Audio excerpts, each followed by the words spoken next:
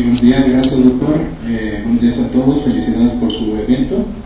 Les voy a platicar un poquito sobre cómo prevenir casos de responsabilidad en urgencias médico-quirúrgicas. Todo esto por el avance que tenemos en la cultura que denominamos nosotros de la queja o de la demanda. Por eso es necesario que ustedes estén prevenidos, porque cada vez hay más situaciones de demanda en contra del acto médico. ¿Por qué? Porque tenemos un referente cercano que es nuestro vecino, que es Estados Unidos, y ya se estila mucho esto de la cultura de la demanda. Y quiero comentarles que Estados Unidos es lo que más escuchamos, pero es como juego de niños a comparación de cómo están los casos médico-legales en Europa, particularmente en España, y les voy a platicar algunos aspectos muy particulares que esperemos que no lleguemos a esos extremos, pero es importante estar prevenidos. Pero para saber qué es la responsabilidad profesional, pues necesitamos que ustedes sepan cuál es la definición de esto. Nosotros tenemos contemplada esta definición, que es el acto o la omisión originado por un profesional de la salud que ocasiona un daño a la salud en condiciones potencialmente previsibles. De esta definición hay que rescatar tres elementos fundamentales.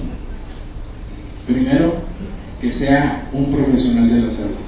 El profesional de la salud no únicamente es el médico, El profesional de la salud es todo aquel que interviene en el proceso de atención del paciente. Llámese auxiliares diagnósticos, llámese personal de enfermería, incluso los médicos en periodo de adiestramiento, que son los médicos residentes. Es decir, incluso los auxiliares técnicos en urgencias médico-quirúrgicas o en urgencias médicas también se pueden ver involucrados en un caso de responsabilidad profesional. El segundo de los elementos es ocasionar un daño a la salud. Al inicio de la definición yo les hablaba que es la acción o la omisión. ¿Cómo se va a ocasionar un daño a la salud por acción? Cuando se le dé una mala atención al paciente, cuando no se le dé con las medidas necesarias y con todo lo que hemos estudiado, con todo lo que hemos aprendido para tratar de resolver el problema. ¿Y cuándo va a ser? Por omisión. Por omisión se va a dar cuando no demos la atención médica en su oportunidad. Es decir, nosotros en cuanto sepamos que tenemos un paciente que se nos canalizó, ya sea por un servicio institucional público, y se nos canalizó y nosotros retrasamos la atención o no le damos la atención, esta es una falta por omisión, que es más grave que la acción. Es decir, si yo le provoqué una lesión al paciente atendiéndolo, bueno, no hay manera de justificarlo legalmente. Si no le doy la atención o le retraso la atención, no tengo yo manera de justificar que no le brindé la atención y la oportunidad. Y les voy a platicar ahorita, porque de repente hay algunos médicos que creen que no haciendo notas médicas se van a evitar este tipo de problemas, sino por el contrario. Y el tercero de los elementos es que sean condiciones previsibles. Ustedes como profesionales de la salud precisamente están capacitados y están adiestrados para tratar de resolver cualquier problema de salud, sino evitar las complicaciones. Obviamente no somos dioses, nadie es Dios y no puede salvarle siempre la vida al paciente, pero sí está obligado a tratar de hacerlo y poner todos sus conocimientos en ello. ¿Qué casos médico-legales o qué situaciones médico-legales puede verse involucrado un profesional de la salud? Puede ser a través de tres vías: la vía administrativa, la vía judicial civil y la vía judicial penal. La vía administrativa vamos a tomar como un denominador que es se va a tramitar ante las comisiones de arbitraje médico. A nivel nacional existe la Comisión Nacional de Arbitraje Médico, que es la CONAMED. En entidades federativas, en la mayoría de ellos, existe comisiones de arbitraje médico estatales. Ustedes no sé si tengan la fortuna o la desgracia de no contar con una comisión de arbitraje médico. Quienes atienden es la Comisión Nacional de Arbitraje Médico. ¿Por qué fortuna o desgracia? Porque muchas veces, si fuera una comisión local, pues más o menos se conoce el prestigio del médico, el buen nombre del médico, y en la Comisión Nacional, pues no, pues ellos están en México, no conocen pues, de la actividad profesional en materia local. Pero bueno, ese es punto de aparte. Les voy a platicar cuál es el procedimiento. El procedimiento es que va el paciente, presenta una queja por escrito o por comparecencia, los van a mandar llamar, les van a mandar un documentito a ustedes donde les van a pedir un informe y después los van a invitar a que se sometan a un proceso de conciliación. En este proceso de conciliación se supone que se va a arreglar el asunto en amigable composición, y digo se supone porque esa amigable composición significa a través del diálogo, a través de manera amistosa. Generalmente esto nunca sucede porque el paciente lo único que quiere es dinero, y la Comisión de Arbitraje Médico lo único que quiere es que pague. Entonces, ¿cuál es la intención de que lo citen a conciliar? Si el médico no va a expresar su opinión técnica, y aún cuando lo expresen no le van a hacer caso, y la única manera de solucionar el conflicto es mediante un pago, por eso digo que generalmente no acontece. Este es solamente un ejemplo de la vía administrativa. Para quienes trabajen a nivel institucional tendrán también sus problemas a nivel jurídico interno, órganos internos de control y algunas otras dependencias que puedan surgir al interior de las instituciones. Y les voy a hacer, habrá otro tipo de demanda o de situación que es para los que trabajan en el IMSS o en el ISSSTE, que son instituciones federales, que se llaman demandas por responsabilidad patrimonial. Hay que tener muy en cuenta actualmente que con la reforma a la Ley Federal del Trabajo hace 1 o 2 años, si escucharon esto, salud, se modificó la indemnización para el paciente, no para el paciente, para el trabajador en caso de muerte. Cuando sucede que por desgracia fallece uno de nuestros pacientes, para el caso de indemnizar se va a tomar como referencia la Ley Federal del Trabajo. Y nos estamos encontrando actualmente en la práctica profesional que ya el IMSS está pagando los reclamos de las quejas internas, y ya lo tienen tasados son 1.208.000 pesos. Ustedes van a decir, bueno, pues que pague el IMSS, no hay ningún problema. El problema se viene cuando el IMSS toma el asunto al órgano interno de control, y el órgano interno de control aquí se lo va a cobrar al médico. Entonces hay que tener mucho cuidado en este tipo de situaciones. Lo malo, esta es una práctica que lo hacía anteriormente el ISSSTE. El ISSSTE, cualquier reclamo que le hacían, todos los pagaban y siempre se lo cobraba al médico. Pero antes eran reclamos de que pues ya me fui a sacar un estudio por fuera, ya me fui a operar, son 40, 50.000 pesos, cuando mucho 200.000 pesos. Pero ahora con esta reforma, les digo, ya el IMSS es pagar 1.200.000 pesos. Lo malo es que no investiga, no hace más averiguaciones, no hace más estudios, y el paciente tiene una razón. Por eso les digo que es un problema. Pero bueno, continuamos. Otra de las vías es la judicial civil. Esta se va a tramitar por una demanda, se les va a hacer la demanda, hay que contestarla, hay que someterse a un proceso, hay que ofrecer pruebas, peritajes, etcétera. Y al final de cuentas, también el paciente siempre lo que busca es dinero. La tercera de la vía que puede intentar encontrar el profesional de la salud es por la vía judicial penal. Esta se va a tramitar mediante una denuncia, ya sea por escrito o por comparecencia. Hay que comparecer al Ministerio Público, hay que ofrecer pruebas, peritajes, etcétera, etcétera. A final de cuentas, también el Ministerio Público va a consignar este asunto a un juez. Afortunadamente, Chihuahua es un estado que ha sido innovador, y ustedes ya desde hace tiempo ya tienen instaurado el proceso penal acusatorio, es decir, los juicios orales. ¿Y cuál es la ventaja de esto? Que no se les va a detener a ustedes como profesionales de la salud, tratándose de las situaciones que se puedan presentar, de los delitos respecto a su práctica, es decir, por lesiones culposas o por homicidio culposo. No se les va a poder detener porque les van a llamar a una audiencia, y en esta audiencia les van a hacer saber sus derechos, les van a decir que tienen determinado tiempo para acreditar su inocencia, y si no lo hacen, les van a decir que tienen la oportunidad de presentar una fianza, una garantía.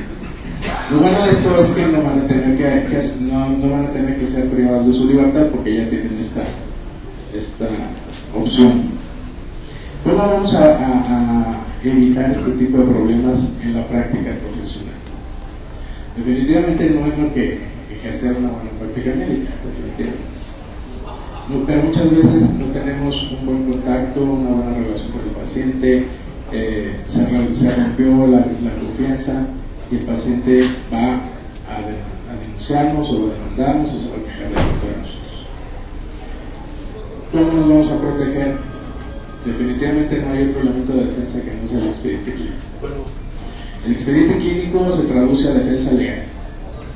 Expediente clínico deficiente e incompleto, su defensa legal va a ser deficiente e incompleta. ¿Qué pasa si yo trabajo en una institución pública y no tengo los materiales, el apoyo, los médicos, el equipo para tratar una urgencia? Pues tengo que hacer milagros, pero muchas veces la gente no ve esos milagros de las autoridades. ¿Qué tenemos que hacer? Respaldar todo el expediente. Hace 15 días que me pidieron una especie de manual de qué hacer en los servicios de urgencia cuando se presenta que no hay material, no hay camas.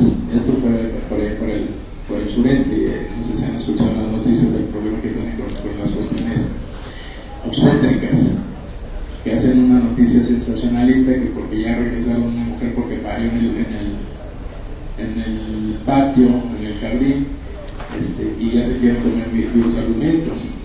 Bueno, entonces le pongo a la paciente si tengo ni siquiera las sillas de la sala de espera tengo disponibles, está todo lleno. ¿A dónde van? ¿Dónde lo hospitalizan? En el techo, es la única opción, y todavía no se habilitan los techos de los hospitales. Pero bueno, ¿qué hacer en este caso? Respaldar todo en el expediente clínico, todas estas fallas, todas estas carencias. ¿Qué pasa si yo en vez de no tener por qué cubrirme, yo haciendo el expediente clínico, tengo de las 5 camas sensibles que tengo en área de ginecobstetricia, tengo 10 ocupadas, porque ya no solo utilizo las camas, sino las camillas, y ya no le pongo número a las camas, les pongo número a las sillas. Paciente de la silla número 25. Bueno, yo tengo que señalarlo. ¿Qué pasa si no tengo sueros? ¿Qué pasa si en un hospital no tengo banco de sangre y tengo que estarme apoyando con otro banco de sangre? Y en lo que yo solicito que me sean suministrado los paquetes que yo solicite para aplicárselos al paciente, se me empieza a deteriorar, y el hospital al que yo se lo solicité, aunque esté en 15 minutos, hay mucho tráfico, las cuestiones burocráticas, y los paquetes me van a llegar dentro de 2 horas. ¿Qué va a pasar con el paciente? No me puede chocar. ¿Qué tengo que hacer yo? Señalar esta situación, plasmarla en el expediente clínico, porque aparte, pues igual yo para no poner la sangre le puedo estar metiendo líquidos, y ¿qué va a pasar si le meto muchos líquidos? De repente el paciente me va a hacer un edema, se me va a complicar, me van a decir es que no le aplicaste la sangre. Muchos que no se la apliqué porque no la tenía. Iba a decir al Ministerio Público, y a mí como me consta que no la tenías, como me consta que no la solicitaste. Es con el expediente clínico, es con lo que yo voy a justificar y que ahí se asenté toda la situación.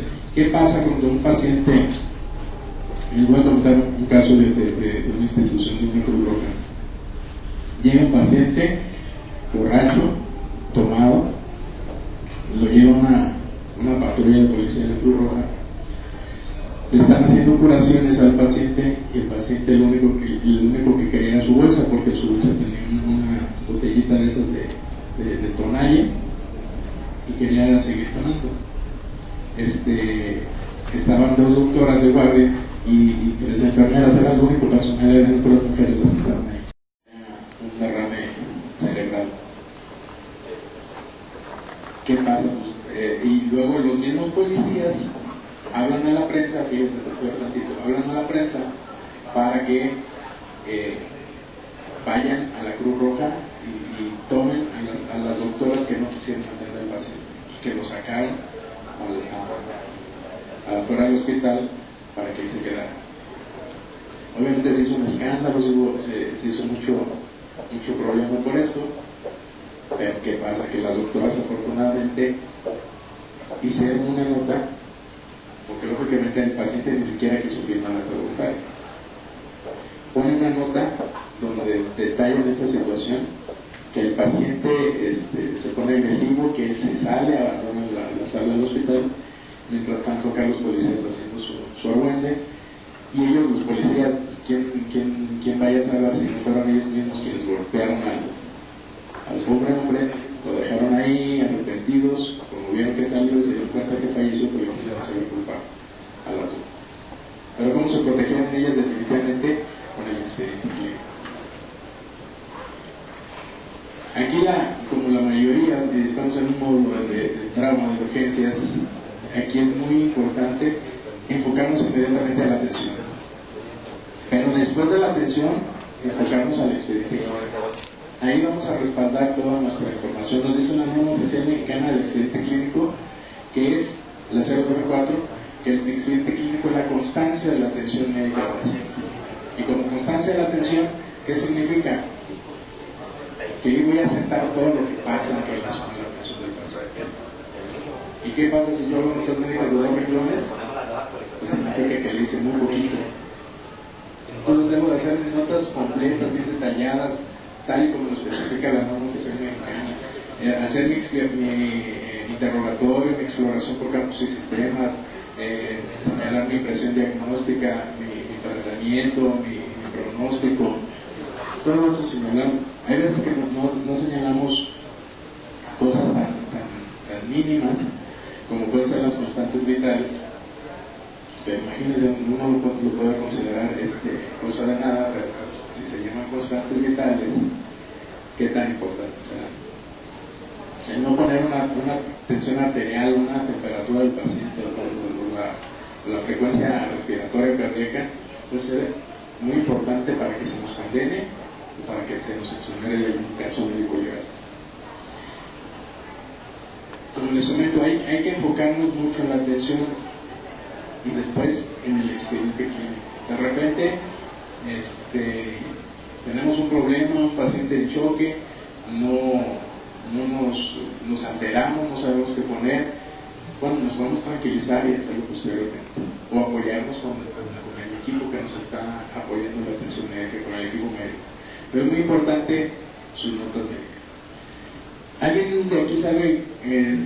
Bueno, ya sabe que se reformó la norma oficial mexicana, que era antes la 168 y ahora en la 004. ¿Alguien sabe cuáles son los cambios de la norma? ¿No? Aparte de la nomenclatura, es una situación muy particular y muy pequeñita, que es la protección de los datos personales. Ya ustedes también han escuchado los comerciales que han salido mucho del famoso aviso de privacidad. Bueno, esto también se hace cuando nace la ley de protección de los datos personales, se conjuga a la vez con la norma oficial mexicana, y lo único que privilegia es la titularidad de los datos personales que corresponde al paciente. Es decir, él sabe a quién le va a dar la información de su familia o a gente exterior o externa a él. Él es el único que puede determinar y que puede decidir. Pero no se modifica la norma en cuanto a la propiedad del expediente. El expediente clínico sigue siendo del médico o de la institución que lo genera. Por eso es tan importante que estén nosotros bien listos y prestos para hacer todas las anotaciones pertinentes al expediente clínico. Hace rato les comentaba que había cuestiones en los servicios de urgencia por falta de medicamento, por falta de material o equipo, y que nosotros podemos decir que no le dimos la atención por esta situación. Y les comentaba el ejemplo de las indemnizaciones que está dando el IMSS, 1.200.000 pesos, y que luego realmente no lo va a cobrar. Muchos abogados, no quiero decir los médicos porque definitivamente no lo conocen, pero muchos abogados tampoco lo saben, pero antes de que los órganos internos se denominaran como tal, se llamaba ahorita me acuerdo, la SECODAM. Antes así se denominaba, y hay un acuerdo firmado por la SECODAM y el IMSS, en el que dice que no va a haber sanción, no va a haber responsabilidad por parte del personal médico que atiende un paciente, y que se queje siempre cuando haya situaciones de falta de desabasto en insumos, materias, equipo humano, ¿Y cómo lo vamos a comprobar? Yo puedo decir 1000 veces que no tenía X medicamento, yo puedo decir que había falta de personal, que no cubrieron en el IMSS las incidencias por falta de presupuesto, etc. Pero yo cómo lo voy a comprobar, porque luego el órgano interno va a solicitar una información al IMSS y el IMSS va a decir, no, pues de acuerdo a mi plantilla, de acuerdo a mis controles, yo sí tenía todos los recursos, y entonces iba a la responsabilidad para el médico. ¿Cómo vamos a evitar eso? Plasmando las situaciones en el expediente clínico, informando a los superiores de los acontecimientos que suceden en la guardia. Esto con el afán de evitarnos problemas y que nos manden llamar a juicio. Bueno, no vamos a evitar que nos manden llamar a las diferentes instancias legales. Lo único que sí vamos a evitar es que se nos sancione. ¿Por qué? Porque nosotros nos estamos justificando. Al paciente únicamente se le va a dar la información de manera verbal, puede solicitar un resumen clínico, y quienes más tienen intervención, quienes tienen acceso al expediente clínico, las autoridades de justicia, que son las de impartición de justicia, que son los jueces, las de procuración de justicia, que son los ministerios públicos, y las administrativas, que en ellas se engloba la Comisión de Arbitraje Médico y obviamente la Secretaría de Salud. Muy importante también para prevenir situaciones son las cartas de consentimiento informado. Ahorita les voy a platicar, bueno, si estoy en un servicio de urgencias que me tengo que poner a hacer la carta de consentimiento informado, tengo que atender al paciente. No atender al paciente, primordialmente. El objetivo es restablecer la salud del paciente. Ya después veremos las cuestiones administrativas. Nos dice la norma oficial, pero cuando se trate de cuestiones programadas, ahí sí hay que procurar hacer las cartas de consentimiento informado. La norma oficial no nos exige un formato en específico, pero sí nos pide ciertos requisitos, y estos requisitos son que sea un documento escrito firmado por el paciente, tutor o representante legal. Entonces me van a decir, pues claro que tiene que ser un documento escrito. No, lo que pasa es que anteriormente se manejaba, y desgraciadamente se sigue manejando en algunos lugares, los consentimientos tácitos. ¿Cuál es el consentimiento tácito? Les voy a poner el ejemplo. Llega un paciente a un hospital y ya por el hecho de internarme ya asumo que se me explicó, que conozco los riesgos y las consecuencias de estar hospitalizado, como son las canalizaciones, los medicamentos de rutina, etcétera, etcétera. No, eso ya no vale, porque incluso un paciente cuando ingresa a un hospital tiene que hacer una carta de consentimiento de ingreso.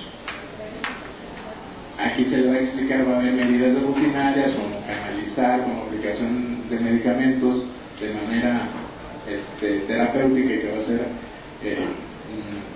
rutinaria, y se le explica esos riesgos y el paciente los tiene que aceptar. De otra manera, le estamos afectando un derecho que es el derecho a la autodeterminación y a la libre decisión. Por eso se hace esta diferencia, que debe ser un documento escrito. Debe de contener la aceptación o la negativa. Anteriormente las cartas de consentimiento eran las hojas de autorización quirúrgica y nada más venía una firma del paciente. Eso no significa nada, no implica nada, no sirve de nada. ¿Por qué? Porque no le estamos haciendo del conocimiento de los riesgos y las complicaciones a las que pueda someter. ¿Y por qué aceptación o negativo? Porque el paciente puede rechazar el tratamiento, y el momento de rechazarlo también va a ser muy importante para nosotros, porque si el paciente está rechazando mi propuesta terapéutica, puede buscar otra, y eso a mí me va a exonerar de responsabilidad. Y para que sea un documento como tal, debe de contener la información de factores de riesgo, posibles complicaciones y beneficios esperados. Es muy importante que contenga esto, porque si no le estamos afectando violentando otro derecho al paciente, que es el derecho a la información. Y si no lo hacemos, nos va a demandar por esa situación. Como les comentaba, la norma no nos exige un formato en específico, nada más nos pide ciertos requisitos, nos dice que debe ser para fines terapéuticos, etcétera, etcétera. Yo digo que va a ser para su protección. Entonces son todos los procedimientos que nos marca la norma que se deben de hacer cartas de consentimiento informado. ingreso hospitalario, procedimientos de cirugía mayor, procedimientos que requieren anestesia general o regional, salpingo, vasectomía, donación de órganos, investigación, necropsia, procedimientos diagnósticos y terapéuticos considerados por el médico de alto riesgo, cualquier procedimiento que entrañe fibrilación. ¿Una vacuna implica un riesgo? Sí. ¿Alto riesgo? Implica un riesgo. Entonces, le quitamos esto a la norma que diga considerados por el médico como de alto riesgo. Todos son de alto riesgo. Cualquier procedimiento invasivo o no invasivo que pueda implicar la muerte del paciente es de alto riesgo. La aplicación de una vacuna que no es invasivo y uno puede decir que no es de alto riesgo, sí es de alto riesgo porque implica que el paciente pueda fallecer. Entonces, todos aquellos procedimientos que impliquen un riesgo hay que hacer una carta de consentimiento informado, salvo cuando se trate de emergencia. Les comentaba, aquí hay que enfocarnos directamente a lo que es la atención. Hay que entender la urgencia porque, como lo define la norma oficial mexicana, del expediente clínico como todo proceso, problema médico quirúrgico agudo que ponga en peligro la vida o la pérdida de un órgano o una función y que requiera de atención inmediata. Aquí yo no voy a ver si trae familiares, si el paciente está chocado, no me puede firmar. Yo tengo que hacer la carta de consentimiento. Imagínense, llega un paciente chocado, inconsciente, sin familiar, y en lo que yo le digo a mi asistente, a la trabajadora social que busque el familiar, que se contacte para que me firme el consentimiento, el paciente va a fallecer y yo sí voy a tener responsabilidad. Por el contrario, si yo no hago la carta de consentimiento informado, se trata de una urgencia, yo hago todos los procedimientos que requiero de urgencia, yo no voy a tener un problema. Es muy importante hacer estos documentos, salvo cuando se trate de los casos de urgencia, porque aquí es más importante enfocarnos a la salud del paciente. Dudas, preguntas, comentarios.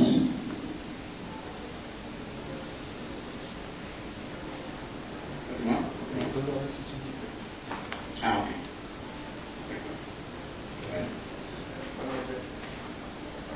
En un paciente chocado, digo de Jehová,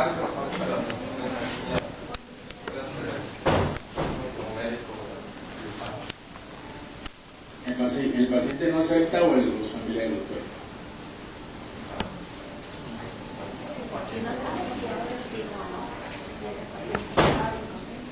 Inconsciente, es que hay que ver las situaciones, pero igual, o sea, va a ser el mismo ejemplo. ¿Qué pasa? Se los voy a tratar de explicar muy sencillamente desde el punto de vista legal. ¿Qué pasa si a mí como médico se me muere un paciente? Pues se me va a procesar por un delito que se denomina delito de homicidio, aunque sea culposo porque no lo hice adrede. ¿Qué pasa si ese mismo paciente yo le aplico sangre y se salva? La legislación mexicana no contempla el delito de salvar la vida, eso no existe. En otras palabras, doctor, cuando se trate de un caso de urgencia, yo tengo que darle la atención y aplicarle los medios necesarios al paciente. Haciendo una similitud, luego los testigos de Jehová traen un manifiesto o traen un escrito donde según esto los excluyen de responsabilidad. Eso no excluye de responsabilidad, doctor. Ese documento es lo mismo que si fuera una autorización para una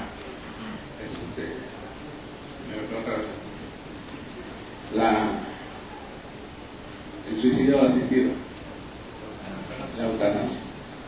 Es lo mismo. Ese documento y la autorización para la eutanasia es lo mismo. Entonces, sí se le va a sancionar a usted, doctor. El paciente no va a estar conforme, le va a reclamar, le va a decir, los familiares lo van a increpar, le van a poner una demanda, le van a poner una denuncia y no les va a prosperar. ¿Por qué, doctor? Porque usted cumplió con su obligación.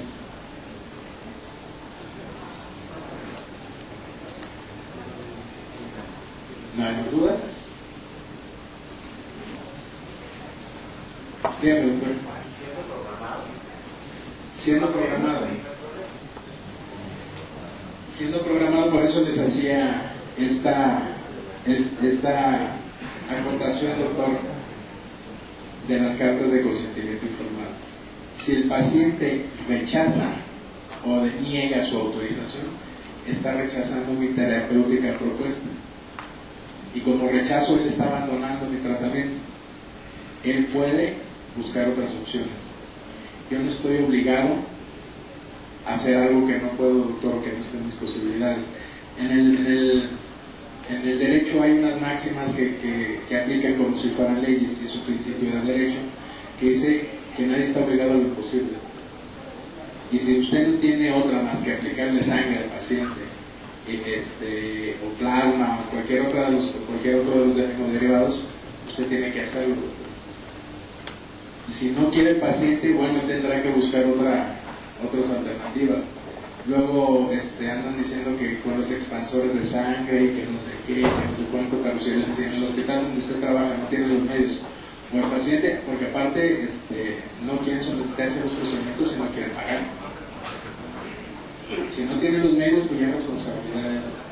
Esa es una. Si se trata de una institución pública, ISSSTE, doctor, de repente es más complicado porque, bueno, las autoridades exigen o está mal visto que yo niegue la atención, que en realidad no la estoy negando. Yo le puedo proponer el procedimiento quirúrgico al paciente, y si se me complica en la cirugía, aquí ya está sucediendo otra cosa, doctor. Ya voy a tener que hacer otro procedimiento quirúrgico, y ya si se me complica en la cirugía, ¿qué está pasando? Se convierte en urgencia, y como urgencia yo no necesito el consentimiento informado. Se lo voy a explicar de la mejor manera como se me acomoda desde un punto de vista obstétrico.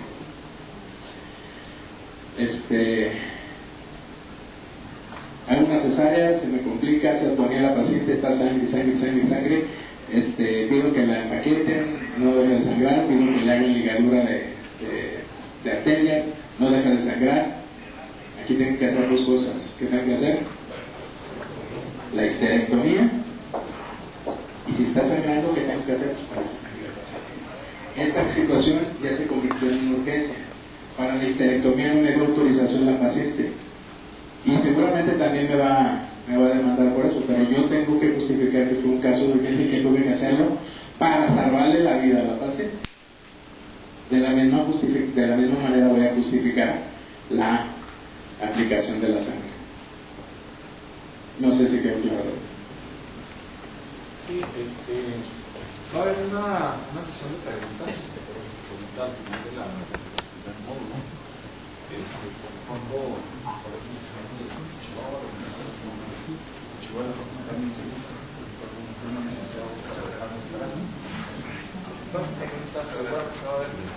más